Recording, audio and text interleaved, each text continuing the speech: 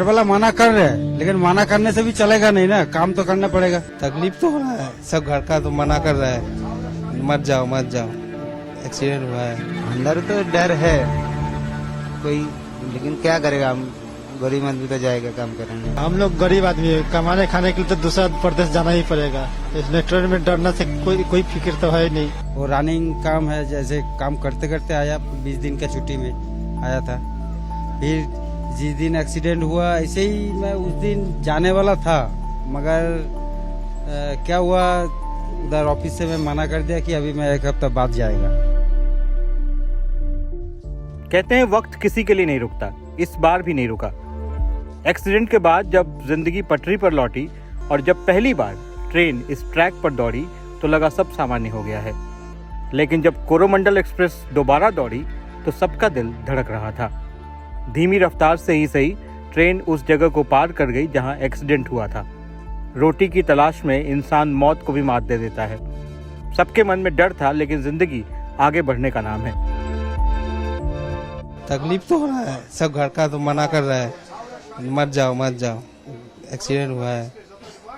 Problem तो सबका ही है, घर का तो पहले ज्यादा है, मत जाओ मत जाओ। तो घर में किसने सबसे ज्यादा प्रेशर किया कि नहीं जाओ? मेरा लड़की कितने साल की है आपकी बेटी? 7 साल। घर वाला मना कर रहे हैं, लेकिन मना करने से भी चलेगा नहीं ना, काम तो करना पड़ेगा। काम करने में कैसे चलेगा, जिंदगी तो रिक्स ही रिक्स है, तो ऐसे डर के मारे घर में बैठा रहेगा तो कैसे चलेगा। अंदर तो डर है कोई, लेकिन क्या करेगा, हम गरीब आदमी तो जाएगा काम करने। हम लोग गरीब आदमी है, कमाने खाने के लिए तो दूसरा प्रदेश जाना ही पड़ेगा। इसमें ट्रेन में डरना से कोई फिक्र तो है नहीं। डर तो है, सबका बीवी बाल बच्चा परिवार है, सबका है, रोजी रोटी के लिए जाना ही पड़ेगा।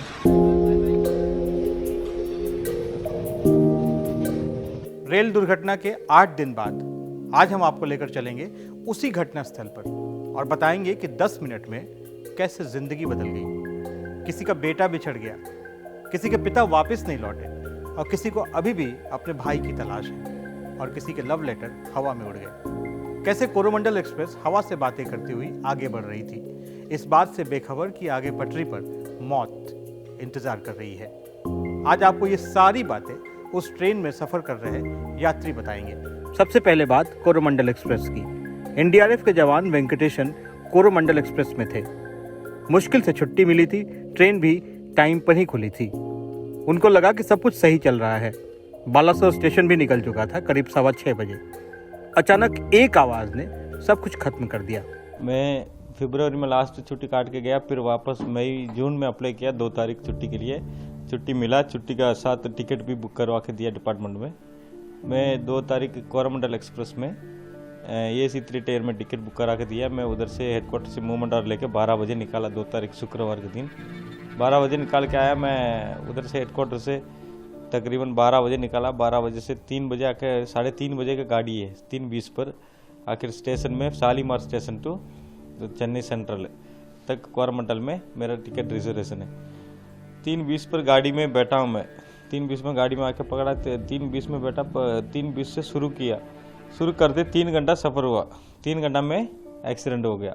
कहाँ पहले स्टॉपेज रुका था खटकपुर में 5:30 बजे के आसपास। उसके बाद वहाँ से मार्च हुआ, बालासोर पहुँचा था 6:15 6:20 तक पहुँचा।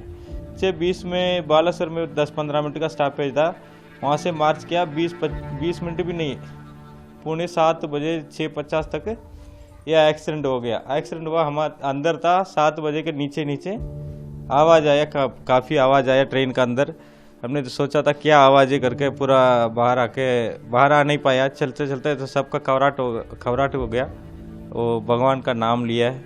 मैं बोला कोई चिल्लाना नहीं, तो कुछ हो गया होगा, पटरी से गाड़ी उतर गया होगा, डरना नहीं, अब बैठे रहो मैं बता दूंगा बोल।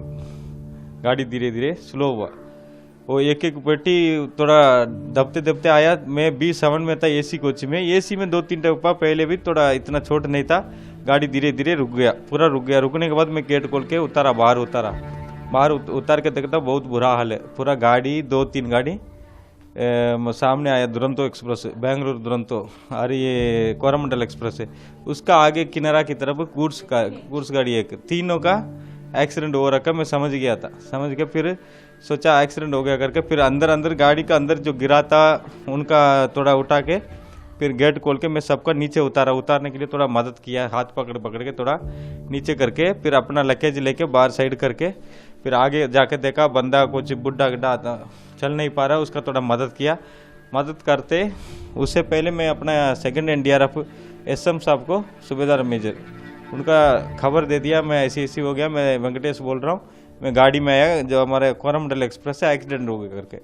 फिर हमारा SM साहब आगे की कार्रवाई करके जो जिसका बताना था बता के, फिर उड़ीसा में एक NDRF था नज़दीक में, उनका खबर दिया। आज वेंकटेशन और उनका परिवार खुश है कि वो साथ में हैं। बच्चे अपने पिता से लिपट पा रहे हैं। किस्मत उस दिन वेंकटेशन के साथ थी। कई लोगों की मदद करने के बाद उनके चेहरे पर सुकून भी है, लेकिन कई परिवार ऐसे नहीं हैं। मरने वालों का सरकारी आंकड़ा 288 का है और काफ़ी लोग अभी भी अपने परिवार के लोगों के लिए भटक रहे हैं। आंखों में बेबसी, एक टूट रही सी आस लिए घूम रहे हैं और कुछ हताश होकर वापस जा चुके हैं, अपने परिजन को कभी नहीं मिल पाने का एहसास लिए हुए। जब ट्रेन का एक्सीडेंट हो गया उस वक्त शाम के 7 बजे थे। अचानक से धमाके के बाद सब कुछ तहस नहस हो चुका था। न जाने कितने सपने एक धमाके में चकनाचूर हो गए। कुछ लोग सो रहे थे और जब जागे तो उनके नींद और चैन दोनों ही खो गए। जो उन्होंने देखा उसको भी सुनिए।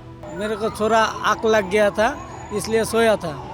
उसी टाइम जब गाड़ी पलटी हुआ तब हमारा नींद तोड़ गया, ठीक है। उस टाइम देखा हमारा जो बोगी में जितना आदमी था, रिजर्वेशन बोले तो जनरल का जैसा है, तो 10-15 आदमी मेरा बदन के ऊपर पूरा आके गिर गया।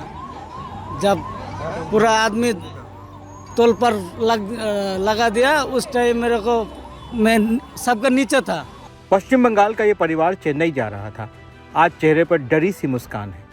जब एक्सीडेंट हुआ और जब एहसास हुआ तो ऐसा लगा जैसे मौत छू कर निकल गई है, लेकिन सेहरन अभी भी बाकी है। हम चेन्नई के लिए रवाना हुआ था खड़गपुर स्टेशन से। बालेश्वर स्टेशन के बाद ट्रेन एक झांकुनी दिया। उसके बाद देखा है कैमरा में टोटली धुआं और कोई किसी को नहीं देख पाया। हाँ, उधर लोकल आदमी हमको उद्धार किया। ट्रेन तो पलटी हो गया। 45 मिनट, 1 घंटे से 45 मिनट के बाद उधर का लोकल का आदमी हमको बाहर निकला, ठीक है। हम तो बहुत ही घबरा गया था। ये कुछ लोग खुशकिस्मत थे कि बॉगी से निकल आए या फिर निकाल लिए गए। मैं तो उधर आधा घंटा 1 घंटा बाद में उधर से निकला। ट्रेन पर उधर ही था, उसको नीचे में था। सब कुछ खो गया, मोबाइल बैग मेरा जितना सामान था उधर ही सब चला गया। कुछ नहीं मिला मेरे को। मैं आया इधर से हॉस्पिटल में। शुरू में लगा कि सिर्फ एक ट्रेन का एक्सीडेंट हुआ है। धीरे धीरे लोगों को अंदाजा हुआ कि ये बहुत बड़ा है। कोरोमंडल एक्सप्रेस मालगाड़ी से टकराई और दूसरी ट्रैक पर हावड़ा यशवंतपुर एक्सप्रेस थी। उसके पीछे की कुछ बॉगी भी चपेट में आ गई। जो लोग ट्रेन से बाहर थे उन्होंने जो देखा वो भी सुनिए। आवाज आया, हम मार्केट में थे तो आए, देखे तो ऐसा हुआ है। अब फिर सबको निकाले अंदर से, मिनिमम 300-400 को निकाले सब। ऐसा हुआ है। कितने बजे की लगभग आप लोग? 5-5:30 बजे। हाँ। तो आप लोग कितने डिस्टेंस में थे, कितने दूर? हम मार्केट में थे, इधर 200 मीटर के पास। घटना घटी तब क्या माहौल? बहुत लोग इधर थे और वो आवाज मतलब जनगली हो गया। पूरा इधर से उधर तक लोग हो गए। इस दौरान कई चमत्कार भी हुए। एक बेबस पिता अपने बेटे से कैसे मिले, ये चमत्कार से कम नहीं था। एक्सीडेंट के बाद बेटे ने फोन किया और बताया कि वो बच गया है। फिर वो बेहोश हो गया। बाद में मृत शरीरों के बीच उसके बेटे ने हाथ उठाकर बताया कि वो जिंदा है। फिर किसी और ने बाद में फोन करके लोकेशन बताया। पिता कई जगहों पर खोजते रहे और उनकी किस्मत अच्छी थी कि वो बालासोर के एक अस्पताल में मिल गया। আমার ছেলের খোঁজে বেরোই তো রাস্তায় যেতে যেতে ও হসপিটাল থেকে আবার ফোন করে, যেহেতু ওখানে সব জায়গা জানে না সেহেতু একটু ভুল জানিয়েছিল। আর ভুল জানিয়েছিল বলেই আমরা ও যে হসপিটালে ছিল সেখান থেকে আমরা 80 কিলোমিটার দূরে চলে যাই। তারপরে ওখানে সেই ভদ্রে চলে যাই। ভদ্রে যাওয়ার পরে ওখানকার হসপিটাল আমরা দেখি, দেখার পরে না মেলায় আমরা বেরিয়ে আসি। তারপরে ফের একটা ফোন যায়, সেটা হচ্ছে ওই বালেশ্বর বাসুদেব হসপিটাল থেকে।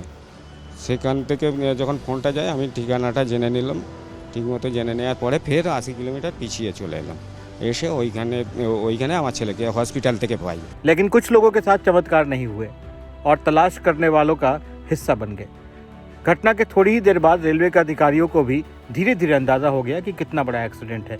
करीब 1 लाख किलोमीटर के रेलवे नेटवर्क, 12,000 से ज़्यादा ट्रेनें चलती हैं और करीब 2 करोड़ से ज़्यादा यात्री रोजाना सफ़र करते हैं। लेकिन ऐसी घटनाएं भारत में काफ़ी कम हुई है जब 3 ट्रेनें एक साथ टकराई हैं। रेल मंत्री भी उसी जगह पर डटे रहे। अश्विनी वैष्णव की अलग अलग तस्वीरें देखी जो बाकी रेल मंत्रियों से अलग थी।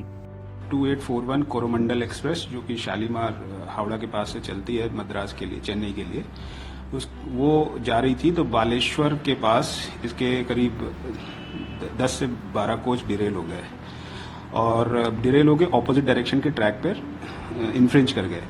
उसके ही थोड़े ही अंतराल में 2864 जो कि यशवंतपुर से हावड़ा की तरफ जाती है वो आ रही थी, उसने भी साइड डैशिंग कर दी जो कि उनके ऑलरेडी इन्फ्रिंज ट्रैक था उस पर। और बहुत ही संवेदना के साथ जिन परिवारों के मेंबर्स खो गए उनको किसी न किसी जल्दी से जल्दी उनके पास उनके परिवारजन पहुंचे, ये हमारा दायित्व अभी खत्म नहीं हुआ है। कुछ मिनटों में सबकी जिंदगी बदल गई। कोई अपने घर वापस नहीं लौटा और जो लौटा पूरे जीवन एक सिहरन के साथ। पूरे जीवन ये हादसा वो कभी भूल नहीं पाएंगे। शायद ये एक सबक की तरह है सबके लिए, लेकिन इसकी कोई गारंटी नहीं कि आगे से एक्सीडेंट्स नहीं होंगे।